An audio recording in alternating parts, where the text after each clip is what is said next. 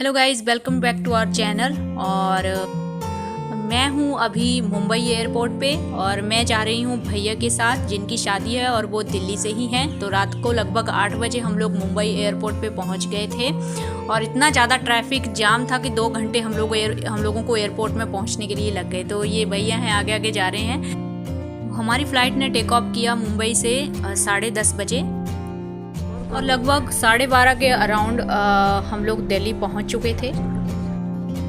Flight में हम लोगों को जो बेल्ट बताई थी लगेज की वो रॉन्ग निकली। उस बेल्ट पे कोई और ही फ़्लाइट का लगेज आ रहा था। तो लकीली भैया ने देख लिया कि हमारी फ़्लाइट का जो लगेज है वो किसी और बेल्ट के ऊपर आ रहा है, नहीं तो हम लोग वहीं पे खड़े रहते। तो जल्दी से हम लोगों ने लगेज कलेक्ट कर लिया और फिर कैब बुक करके हम लोग लगभग 1:30-2 बजे रात के 2 बजे के करीब भैया के घर में पहुंच चुके थे। और उसके बाद मैंने ब्लॉग शूट नहीं किया क्योंकि इतने ज़्यादा हम लोग थक गए थे। मुझे तो जैसे ही मैं बेड पे गई और सीधी नींद मुझे पड़ गई। Hello guys, good morning guys. और अभी मैं हूँ दिल्ली में। कल रात को 10:30 बजे की फ़्लाइट से हम लोग दिल्ली आए थे और रात को पहुंचने में हम लोगों को काफ़ी टाइम हो गया था। और अभी मैं हूं भैया के घर पे और सुबह के टाइम यहाँ पे दिल्ली का नज़ारा कुछ ऐसा है।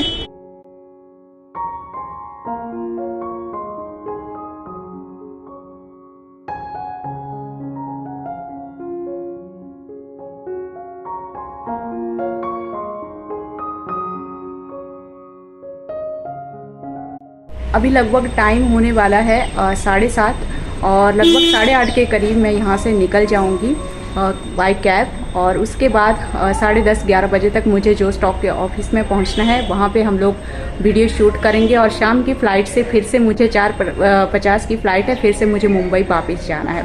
तो पूरे दिन बहुत ज़्यादा भाग दौड़ है। बीच में कुछ प्रॉब्लम भी हो गई, जो स्टॉक के स्टूडियो में कुछ टेक्निकल प्रॉब्लम हो गई। तो कल रात को मुझे बहुत ज़्यादा टेंशन भी हो गई थी, लेकिन कोई बात नहीं, देखते हैं और चलते हैं। चलो आंटी हाय करो मेरी ऑडियंस को। हाय। तो ये है आंटी, मैंने आपको भैया के बारे में बताया था। और यहाँ पे देखिए आंटी ने सुबह सुबह गर्मा गर्म पराठे भी लगा दिए हैं नाश्ते के लिए। और आंटी साथ में मुझे बांध के भी दे देंगी आज और इधर भी हो जाएगा। तो she is so sweet. Okay, so hello guys, अभी सुबह के 8:30 बजने वाले हैं और मुझे जो स्टॉक के ऑफिस पहुंचने में लग जाएंगे लगभग 2 घंटे। सो जैसे कि मैंने आप लोगों को बताया था, मैं अंकल आंटी के घर पे रुकी हुई थी, बहुत अच्छे लोग थे। और अभी सीधा मैं मिलूंगी आपसे जो स्टॉक के ऑफिस में। जो स्टॉक का डिस्टेंस यहाँ से इतना ज़्यादा नहीं है, लेकिन शायद ट्रैफिक की वजह से हम लोगों को इतना टाइम लगने वाला है। जैसे कि हम लोगों को मुंबई में बहुत ज़्यादा टाइम लग गया था ट्रैफिक में। सो मैं टाइम से चलने की कोशिश कर रही हूँ सो दैट कि मैं पहले भी पहुँच जाऊँ तो मैं शाम की फ़्लाइट को पकड़ सकूँ। सो फाइनली मैं पहुँच चुकी हूँ गाइस। ये है जो स्टॉक का ऑफिस और अभी मुझे करना है एंटर अंदर।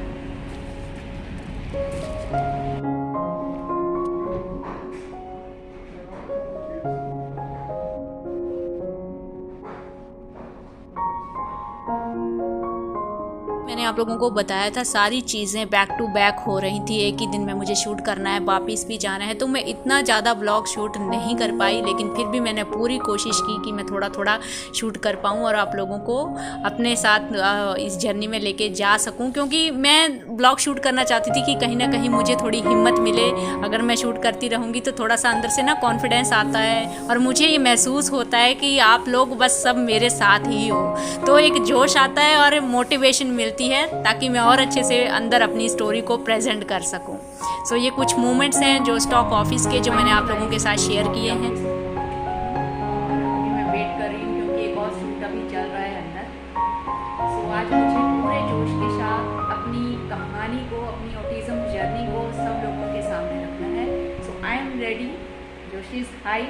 और आप लोगों का जो प्यार है वो मेरे साथ है और डेफिनेटली मैं उम्मीद करती हूँ कि मैं अपनी स्टोरी को अच्छे तरीके से प्रेजेंट कर पाऊँगी, जिससे कि लोग मोटिवेट हो सकें और सोसाइटी में एक अच्छा मैसेज भी जाए और सोसाइटी के लोग जो हैं वो ऑटिज़म अवेयरनेस के लिए रेडी हो। उनमें ऑटिज़म की अवेयरनेस हो, ज़्यादा से ज़्यादा ऑटिज़म की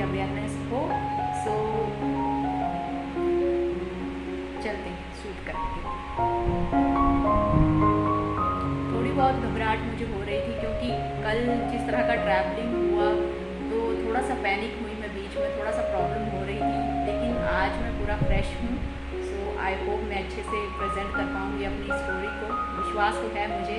सो देखते हैं आगे क्या होता है। मुझे पता है कि आप लोगों का भरपूर प्यार मिलेगा मेरी इस ऑटिज़म जर्नी को। सो मैं एक्सपेक्ट कर रही हूँ कि जब भी ये वीडियो अपलोड होगा तो आप लोग पूरा प्यार देंगे। सो गाइस, जो स्टॉक का वीडियो शूट हो चुका है और मैं फिर से वापस अभी मुंबई जा रही हूँ और अभी मैं हूँ दिल्ली एयरपोर्ट पे। तो अभी देख रही हूँ मैं, मुझे अभी थोड़ा प्रॉब्लम हो रहा है, इस एयरपोर्ट के बारे में मुझे कोई आइडिया नहीं है। हाँ मिल गया, मेरा विस्तारा का फ्लाइट है और हाँ मुझे जाना है AB। हाँ फाइनली दिख गया, फाइनली सारी फॉर्मेलिटीज़ हो गई हैं गाइस।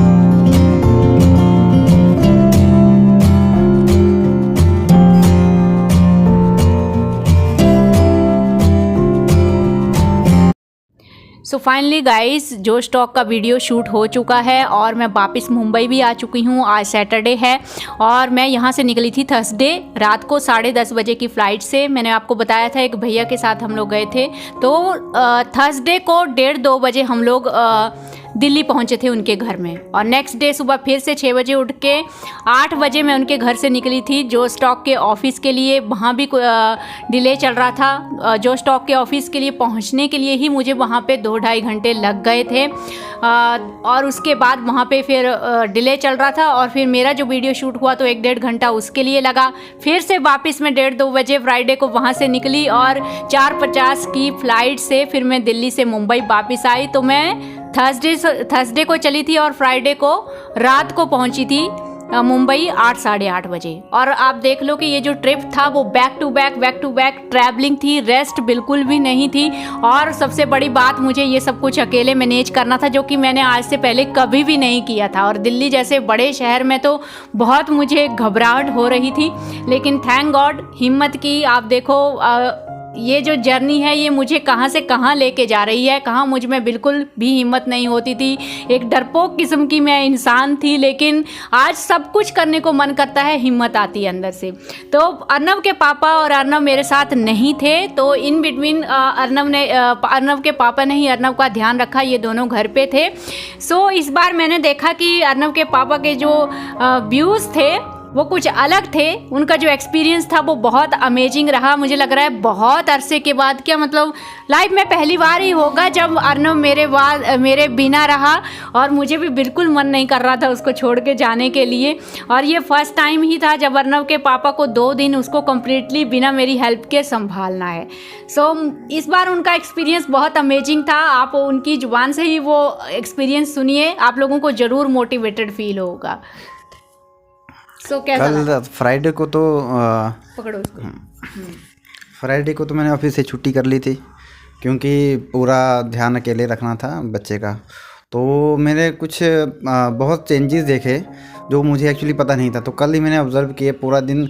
जनरली हम लोग सुबह जाते हैं, बच्चे को प्यार करते हैं, शाम को आते हैं, 1-2 घंटे खेलते हैं, तो पूरा वो अंदर से उसका पता नहीं चलता। लेकिन कल मैंने देखा उसके काफ़ी उसमें जो चेंजेस आए हैं कल मुझे पता चला। तो बहुत अच्छे तरीके से मैंने जो उसको सुबह बोला कि अपने रूटीन्स पूरे करो बेटा, उठ जाओ, तो उठ गया। फिर उसको गर्म पानी पिला के फिर उसको ब्रश करो, तो जैसे जैसे उसको बोल रहे थे आराम से वो रेडी हो रहा था। तो उसके बाद कल मैंने एक चीज़ नोट की कि उसको एक वो मुझे भी पता नहीं था, मुझे कल पता चला कि उसको होल्ड जो अपना हॉट एंड कोल्ड का जो मतलब उसका जो एक कंसेप्ट है वो मैंने देखा उसको कि उसको अच्छे से याद है, अच्छे से उसको मालूम है। क्योंकि हम लोग एक्चुअली गर्म पानी से उसको थोड़ा हल्के गर्म पानी से नहलाते हैं, तो उसको एक्चुअली आइडिया था कि ये पानी कितना गर्म है और उसमें कितना ठंडा पानी में डालूं, ज़्यादा ठंडा ना हो ज़्यादा गर्म ना हो। ये चीज़ें तो मुझे पता है, मुझे कई, और ये अर्नव को आज से नहीं कई सालों से वो जानता है इस चीज़ को, काफ़ी ट्रेंड हो चुका है। तो इन 2 दिनों में एक्चुअली इनको पता चला कि अर्नव कितना ट्रेंड हो चुका है। मुझे इन चीज़ों के बारे में आइडिया नहीं था। और बहुत अच्छे तरीके से इसने मतलब बहुत अच्छे तरीके से मेरे साथ कोऑपरेट किया। तो मैं इसको घुमाने भी ले गया, कोई जैसे कुलीग्स मिले या फ्रेंड मिले उनके घर में भी लेके गए थे ना। हाँ, एक फ्रेंड के घर में भी लेके गए, तो बहुत अच्छे से आराम से बैठा।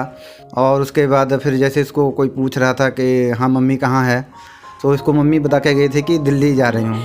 तो सबको बोल रहा था कि दिल्ली गई है, लेकिन क्यों गई है कोई पूछे तो बोलेगा कि मम्मी लड्डू लाने गई है। एक्चुअली उसको पता नहीं है, लेकिन सुनो, एक्चुअली मैं उसको बोल रही थी कि मैं दिल्ली जाऊंगी ना, और मैं तुम्हारे लिए, मैंने उसको पूछा था मैं क्या लाऊं, तो उसने बोला था लड्डू लाना है। अच्छा। तो उसको यही बताया कि मैं लड्डू लाने गई थी। नहीं, वो कोई पूछे बोले तो बहुत सारे कलीग्स भी, मेरे फ्रेंड भी मिले, तो वही बोले भाई लड्डू तो उधर भी मिलता है। दिल्ली का स्पेशल लड्डू है भाई। फिर बहुत अच्छे से कोऑपरेट किया। फिर उसको मैं एज़ यूजुअल जैसे साइकिलिंग के लिए ले जाते हैं तो मैं साइकिलिंग के लिए भी ले गया, उसको पार्क में भी ले गया, और शाम को भी उसमें मतलब कोई ज़्यादा बिल्कुल भी जिद नहीं की। मुझे एक्चुअली इतना टाइम उसके बाद मिला भी नहीं था, कोरोना में थोड़ा बहुत टाइम मिला था इसके साथ। इनकी जो ड्यूटी होती है ना 8 घंटे की होती है, तो सीरियसली इनको टाइम नहीं मिलता है।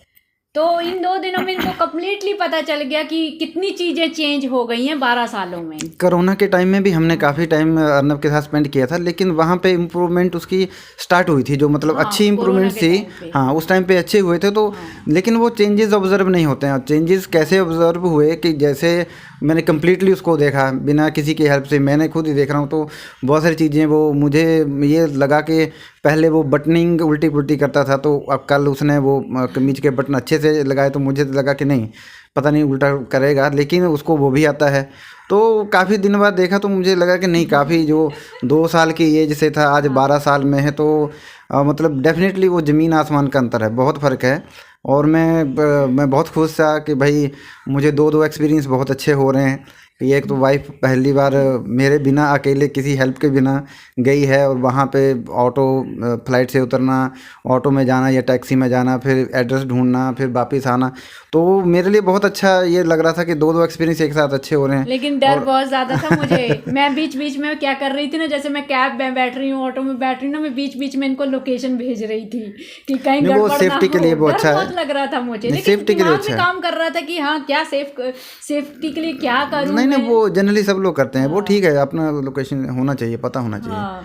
और इधर जो है मैं बच्चा भी मेरे साथ फुल कोऑपरेट कर रहा था, तो मेरे मतलब कोई भी जिद नहीं की इसने या कोई कुछ नहीं किया, और मदर को भी ज़्यादा याद नहीं किया। तो उसको एज़ यूजुअल जैसे खाना है तो खाने के टाइम पे पापा भूख लगी है, अभी सब्जी बना दो, फिर उसका फेवरेट है। सुबह उठ के इनको पूछ रहा था कि किचन में गया और बॉक्स खोल रहा है चपाती का, और इनको क्या पूछ रहा था बताओ। मुझे पूछ रहा था पापा ने आज क्या बनाया है ब्रेकफास्ट में, पराठा। मैं कहा नहीं आज कुछ नहीं है, आज हम लोग बाहर ही खाएंगे। फिर नाश्ता करने के लिए इसको डोसा बहुत पसंद है, तो इसको डोसा भी खिलाया, फिर बहुत खुश हो गया। फिर मतलब पूरा दिन अच्छा था, एकदम से लाइट था, और रात को भी अच्छे से सोया, और मॉर्निंग में भी मतलब बहुत अच्छे से। मुझे पहले जैसे इसको संभालना 2, 3 के 4 आदमी इसके लिए कम पड़ते थे जब वो 3, 4, 5 साल का था, और अब इतना चेंजेस आया तो मुझे लगा कि यार मुझे बहुत अच्छा लगा। मुझे लगा कि 1-2 दिन अभी आई थिंक उसको 3rd पर्सन भी संभालेगा हमारे अलावा। हाँ, संभाल सकता है। इनफैक्ट नॉर्मल बच्चों से भी वो ज़्यादा इजी है संभालना। नहीं इजी है उसको। हाँ। मतलब उसको जैसे हम लोग कमांड करते हैं तो बहुत अच्छे से। हाँ। जिस चीज़ का नहीं पता चलता है वहाँ पे वो रुकता है, क्योंकि लैंग्वेज थोड़ा है ना, पर जितना उसका लैंग्वेज है ना उसका बेटर यूज करता है वो। नहीं उसमें समझा देता है, उसमें समझा देता है। जैसे इन्होंने नहाने भेजा होगा अंदर गर्म पानी गीजर ऑन करके, तो उसको लगा कि पानी गर्म है, तो उसने बोला पापा पानी गर्म है जा। नहीं मुझे एक्चुअली इस चीज का पता नहीं था। अभी आपने देखा होगा वो साइड से दूसरी बकेट से ठंडा पानी भी मिक्स कर देता है, अपने आप कर देता है वो। नहीं उसको पता चल जाता है कि मेरा टॉलरेबल कितना हीट चाहिए पानी। शुरू में मैं करती थी तो वो चिल्लाता था, और बोलेगा नहीं मुंह से कि पानी गर्म है, तो वो चिल्लाएगा कि ये मतलब ज़्यादा गर्म है, तो धीरे धीरे वो चीज़ें बोलना भी सीखा वो सब कुछ। और इस बार अर्नब के पापा का एक्सपीरियंस बहुत अच्छा था। खुश होके वो मुझे फ़्लाइट में ही व्हाट्सएप पे मैसेज कर रहे थे कि मैं बहुत हैप्पी हूँ, और मैंने तो फर्स्ट टाइम ये रियलाइज़ किया कि ये इतना चेंज हो चुका है, इसको ये चीज़ें भी आती हैं। तो कुल मिला के हमारा एक्सपीरियंस सही था। और बाकी जो भी अभी वीडियो आएगा, और इस जर्नी में काफ़ी लोगों ने हमारी हेल्प भी की, जैसे जो मैंने आपको बोला था भैया जिनके घर में रही थी, बहुत अच्छे से उन्होंने ये किया। रात को थर्सडे को जो हम लोग रहे थे, तो उनकी वजह से ही मैंने हिम्मत की थी, चलो यहाँ से मुझे कंपनी मिल गई थी। सो अब जब भी वो वीडियो अपलोड होगा मैं आप लोगों को इन्फॉर्म करूँगी, और ज़रूर देखिएगा गाइज, उसमें काफ़ी ऐसी चीज़ें होंगी जो शायद आप लोगों को पता नहीं है। और अगर कोई मेरे से नया जुड़ा है ना, तो आपको एक स्टार्टिंग से हमारी जर्नी का आइडिया लगेगा, डायग्नोसिस से लेके अब तक हम लोग जिस लेवल पे हैं, आपको एक बहुत बेटर आइडिया लगेगा कैसे हम लोग चले थे।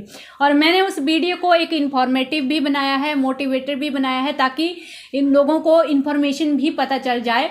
तो उस हिसाब से मैंने वहाँ पे उसको प्रेजेंट किया है, पूरी कोशिश की है कि मैं अपनी हमारी जो ऑटिज़म जर्नी है उसको एक मीनिंगफुल वे में और एक मोटिवेशनल वे में लोगों के सामने मैं प्रेजेंट कर सकूं। सो ये आप लोगों की बहुत बड़ी हेल्प होगी। प्लीज़ उस वीडियो को सपोर्ट कीजिएगा, लाइक शेयर कीजिएगा, ताकि ज़्यादा से ज़्यादा उस वीडियो को बूस्ट मिले।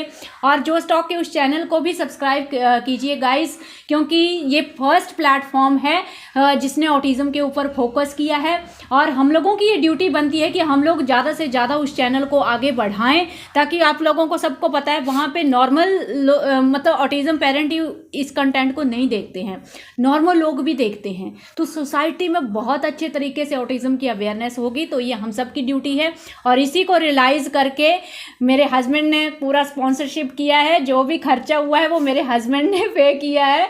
टिकट का जो भी है, फ्लाइट का आपको पता है जब आप इमीडिएटली करते हैं 1-2 दिन पहले तो काफ़ी ज़्यादा महंगी भी पड़ती हैं टिकट्स, तो सारा खर्चा हम लोगों ने खुद से किया है।